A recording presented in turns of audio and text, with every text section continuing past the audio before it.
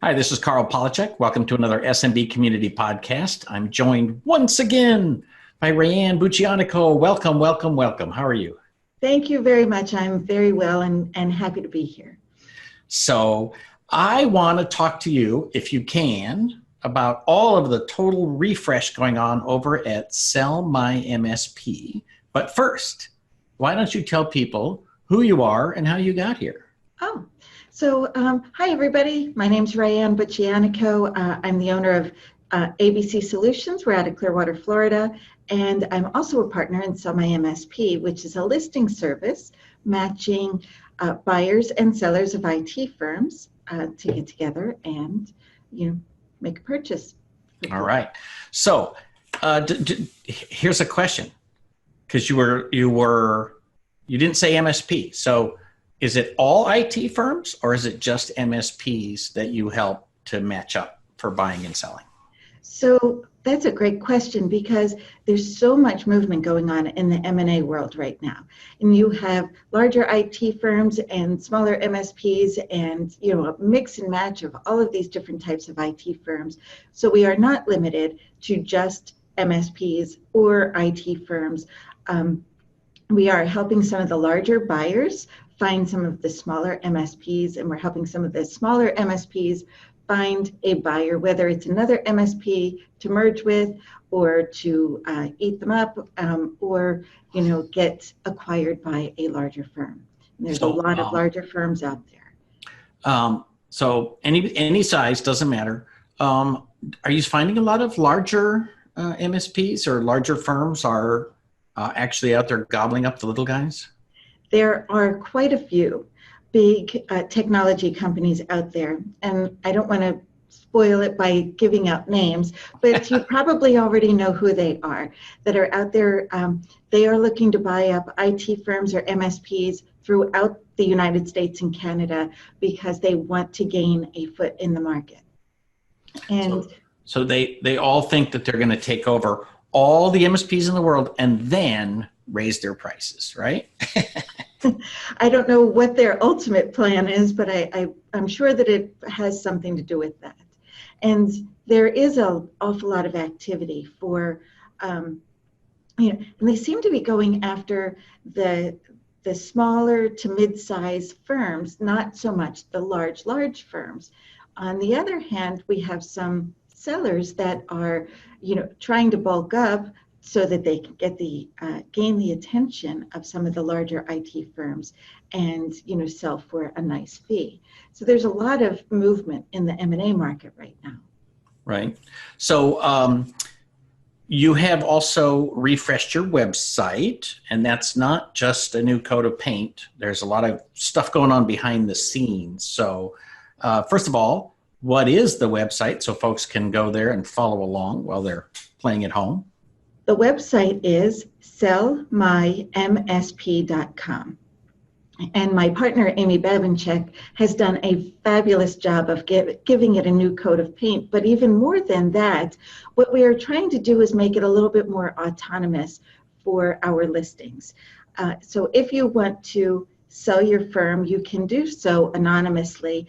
Put your listing in, pay your fee, and then you can manage your listing and have it say whatever you want it to say. And we handle the NDAs. We find you the buyers, and we bring the buyers in. We make sure that they sign, an NDA before we connect the two of you together. And then we exchange contact information, and then all of the communication happens through you. So you can now, decide whether or not you want to get an attorney involved. You can use some of our checklists, our forms. We're here to help, but we are not going to try to broker the deal. All right. So you're not a business broker. You're a matching service. You're the OkCupid of Sell My MSP, right? MSP Harmony, I call it. MSP Harmony. There you go. Yeah, no copyright violation there. So, okay. So now, before I noticed that a lot of people didn't want to be listed because buyers didn't want to know that people were out there, that they were out there trying to buy people, and sellers didn't want to be listed because they didn't want their clients and sometimes their employees to know that they were for sale. Is that still the case? That is still the case, and you can still list yourself anonymously. So you may tell us who you are, but anybody on the internet just looking at the listings or looking at the list of buyers will not know who you are until the initial contact is made. All right. So how do you actually get them together? Like, let's say, just randomly that I'm in Sacramento. I've got some stuff for sale. Somebody wants to buy a company in Sacramento. How do, we each log into your service, but we don't see each other? No. So what you do is you sign up as either a buyer or a seller, and you are now listed on our site. And then we start to promote you. We promote your listing, and we find the interested sellers or we find the interested buyers, and then we make the connection. Everybody gets an NDA, they sign, we make the initial connection, Bob meet Joe, Joe meet Bob, please, talk amongst yourselves. All right. And so you charge a fee for this. Do you charge the buyers more than the sellers? Nope, it is one fee. It's a one-time fee of $500 to get yourself listed on our website, and that does not expire. We're not going to charge your account every year. It's a one-time fee, and it's just to get yourself listed. So one-time fee, does that mean if I'm a buyer, I pay $500, I can gobble up 6 different companies, or do I have to register each time and pay 500 times 6? Oh, that's a good question. I'm not sure it's one that we've, we have not run into that, so it's one of those bridges we haven't yet crossed. So if somebody starts to gobble up all of our listings, then we may change that, but I doubt it. You've paid your listing fee and you are now listed on the site as a qualified buyer. I don't know that we can just come back around and say, well, you're buying too many, so pay us some more. That's not a good business practice for us. Very good.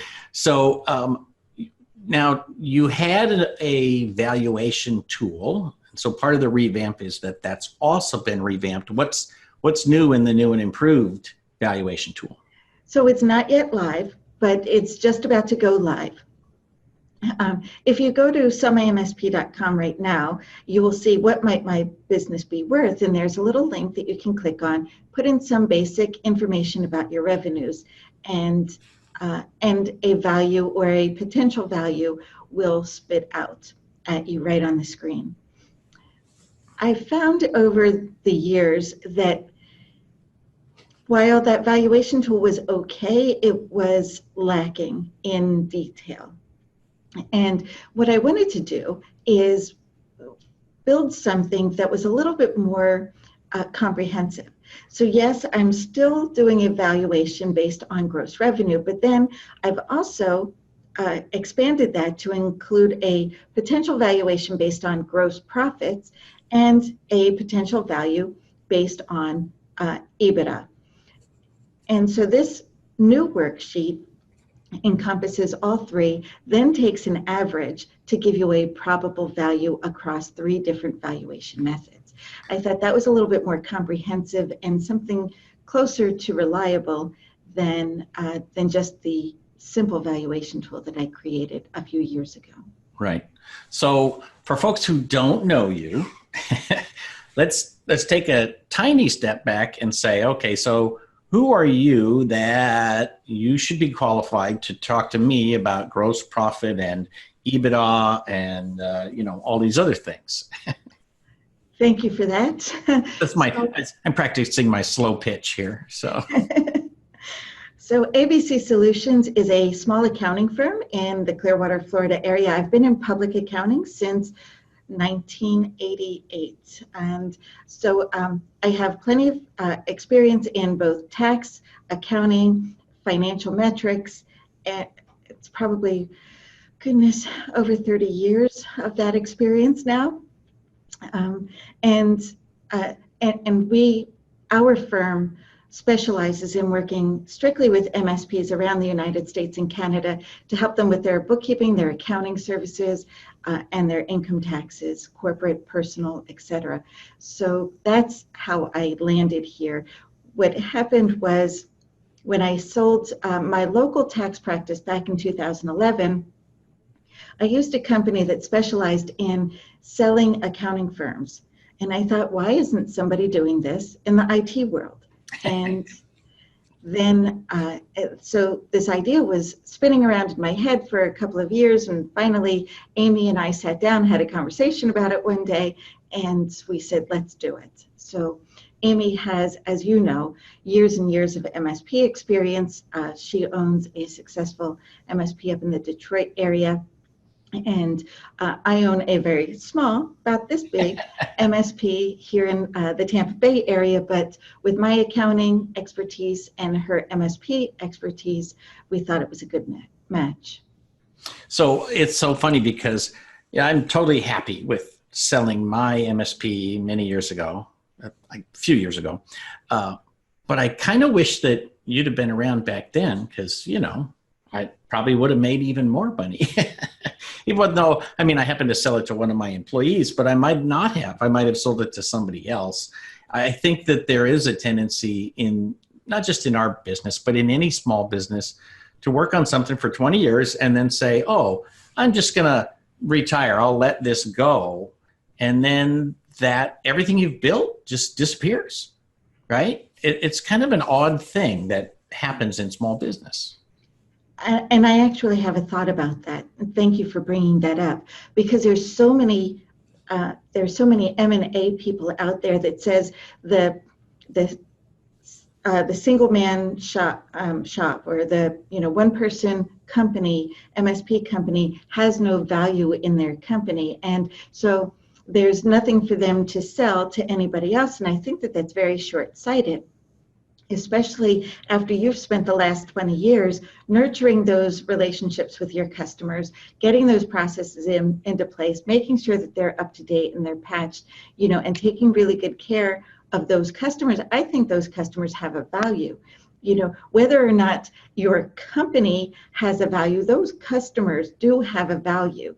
And I think it's very short-sighted for so many of those M&A companies or brokers out there to say, oh, you're not worth anything, just pack up and go home.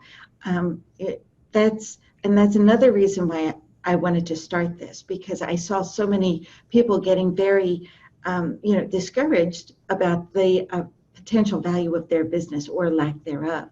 And I thought, I can help you sell that. Right. So no one should just walk away, assuming that they've got some profit. It's one thing to say, that if I've got some profit, that I can sell my company. But what if you don't have profit? Can you sell your company? Does it have any value if you're losing money? So you may not get as much for those customers if your company is not profitable, right? But if you think, I'm just selling the customers, my company might not be worth anything, but these customers are. And so if you come up with at least a value on the recurring revenue, if you're 100% break fix and you have no company really to speak of because you haven't built a business, you've built a job. And really what you want to do is sell your job to somebody else. And not everybody wants to buy a job. Right. But if you can at least start to convert some of those break fixes into recurring revenue and get them used to the idea that maybe you're not going to be around forever. You may not get as much as you had hoped from it, but you absolutely could still get something for those customers. Very cool. Now, the other side of it is that these mergers and acquisitions people make us all think that we're going to get 6 or 8 times revenue. We did talk to Amy, I don't know, a couple months ago, and she was like, no, don't expect that. So she was saying it was probably more like 1 times revenue. Is that still accurate or in the ballpark? So So the multipliers start to get higher as you get further down the P&L, right? So you're going to be somewhere around 1 or 0.8 times revenue, gross revenue, right? And then if you're going for the gross profit margin, that's probably going to be about 2 times the gross profit margin. And then if you get all the way down to, the EBITDA at the bottom of the P&L, there's an awful lot of discussion whether that number should be 4 or 7 or 8. And apparently it makes a big difference as to what that gross revenue number is. Under $1 million, you're only getting about 4 times. Somewhere over 1.5 million, closer to 2 million, you start to inch up between the 6 and the 7 times EBITDA number. I don't know who made that up or decided that that was the standard, but that seems to be the general consensus lately. Right.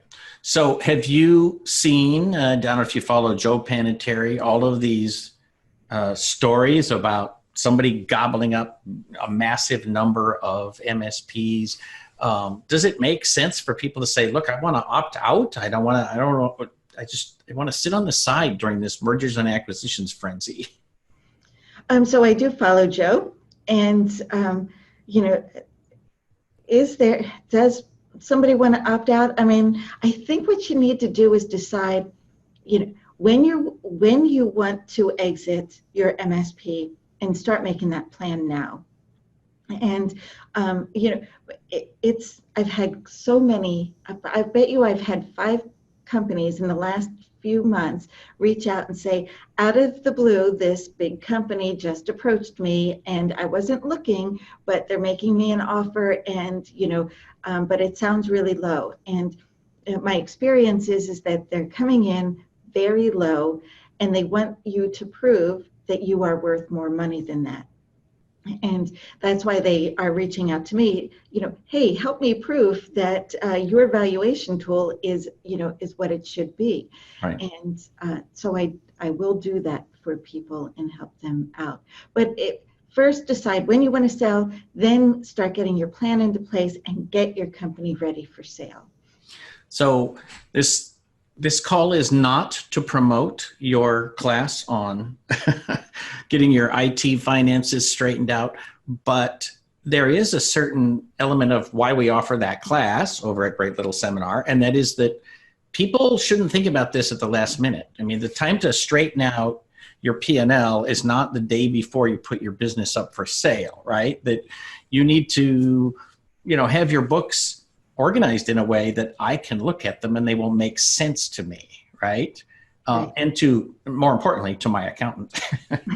Right. Well, you should be looking at your books on a regular basis anyway, and they should make sense to you every day. There should not be anything on your financials that you don't understand. This is your company. Every number on those financial reports belongs to you. So you should understand them. And, like I said, you never know when somebody is going to come knocking on your door and say, hey, here's $500,000. You interested in selling? Because it is happening out there. Those big companies are getting very aggressive, and they do want to buy up companies. And they're more interested in the companies that have their financial house in order. Right. And what does it mean to say financial house in order? Because I always hear these stories of people who say, oh, yeah, I put all of my family gas for the car on the company and nobody knows the difference. Is that true? Like Uncle Sam aside. So we do a lot of bookkeeping and accounting for a lot of different MSPs, and I assure you we have seen it all. We've seen 10, gas fill-ups in, one day when we know that the company only has 2 vehicles, and and we see, $100, meals on a Saturday night at 9 o'clock, when it's the family going out to eat, so you're not doing yourself any favor by padding your expenses. Yes. So there's 2 types of people that are going to be in the business world. It's going to be the company that has lots of earnings at the bottom of the P&L, and those are the ones that are going to be very attractive to buyers. and it's going to make you more money. And then, of course, you're going to have the people that have absolutely no income at the bottom of the P&L because they don't want to pay any taxes. So which one of these people do you want to be? Do you want to be the rich, successful person, or do you want to be, the person that pays no taxes? And you can't have both. So somehow you managed to get the right mixture, the truth out of all this, because whoever is buying my company, they're not going to be taking all of those, marginal or questionable deductions. They've got their own standard processes about how they do things and whether it's acceptable. Do you do anything to help those two companies like line up their understanding of the P&L? Because I guarantee if you looked at my P&L, which you have, it's not the way you would set it up, right?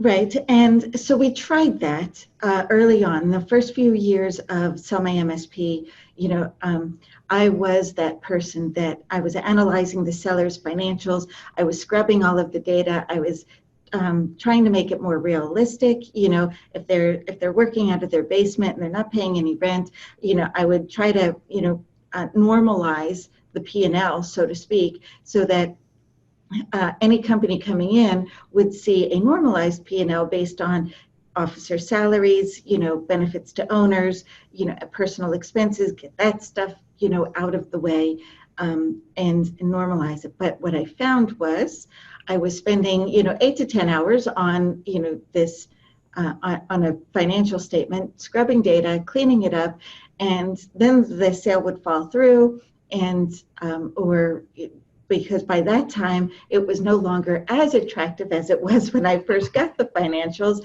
And of course, sellers always think that their companies are worth more than the buyers. So I thought, let's let the two of them hash it out together. If they need help, if the seller needs help in getting their financials cleaned up, come and call ABC Solutions. We will help you. We won't help you for free, but we will help you. So that's not included in the $500. It is not. No. So the interesting thing is that I like the idea of the one-time fee, that basically if I think I'm going to sell my business in 2020 or 2021, I can still pay the listing fee now, get a sense of how many people might be poking around, and I'm not in any way obligated to sell immediately or to sell to the first person who offers me money.